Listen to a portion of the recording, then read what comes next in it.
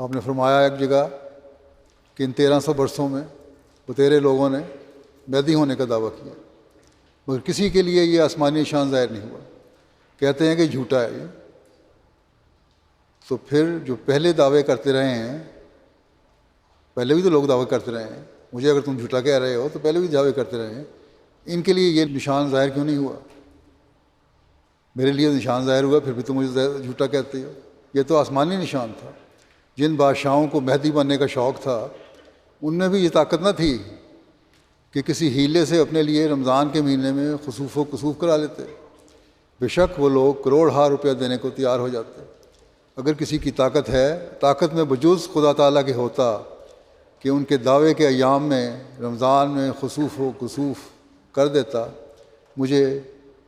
اس خدا کی قسم ہے جس کے ہاتھ میں میری جان ہے کہ اس نے میری تصدیق کے لیے آسمان پر یہ نشان ظاہر کیا ہے، اور اس وقت ظاہر کیا ہے جب کہ مولویوں نے میرا نام دجال اور کذاب اور کافر، بلکہ اکفر یعنی بہت بڑا کافر رکھا تھا۔ یہ وہی نشان ہے جس کی نسبت آج سے 20 برس پہلے براہین احمدیہ میں بطور پیش گوئی یہ وعدہ دیا گیا تھا کہ قل عندی شہادت من اللہ فہل انتم مومنون، قل عندی شہادت من اللہ فہل انتم مسلمون، یعنی ان کو کہہ دے کہ میرے پاس خدا کی ایک گواہی ہے، کیا تم اس کو مانو گے یا نہیں؟ پھر ان کو کہہ دے کہ میرے پاس خدا کی ایک گواہی ہے، کیا تم اس کو قبول کرو گے یا نہیں؟ یاد رہے کہ اگرچہ میری تصدیق کے لیے خدا تعالیٰ کی طرف سے بہت گواہیاں ہیں، اور 100 سے زیادہ ایسی پیش گوئیاں ہیں جو پوری ہو چکی ہیں، اور جن کے لاکھوں انسان گواہ ہیں، مگر اس الہام میں اس پیش گوئی کا ذکر محض تخصیص کے لیے ہے، یعنی مجھے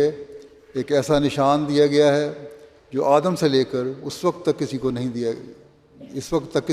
گیا۔ غرض میں خانہ کعبہ میں کھڑا ہو کر قسم کھا سکتا ہوں کہ یہ نشان میری تصدیق کے لیے ہے، نہ کہ کسی ایسے شخص کی تصدیق کے لیے جس کی ابھی تکذیب نہیں ہوئی اور جس پر شعر، تکفیر، تکذیب اور تفسیق نہیں پڑھا گیا۔ اور اسی طرح میں خانہ کعبہ میں کھڑا ہو کر حلفاً کہہ سکتا ہوں کہ اس نشان سے صدی کی تعیین بھی ہو گئی ہے، کیونکہ جب کہ یہ نشان 14ویں صدی میں ایک شخص کی تصدیق کے لیے ظہور میں آیا تو متعین ہو گیا کہ حضرت صلی اللہ علیہ وسلم نے مہدی کے ظہور کے لیے 14ویں صدی ہی قرار دی تھی،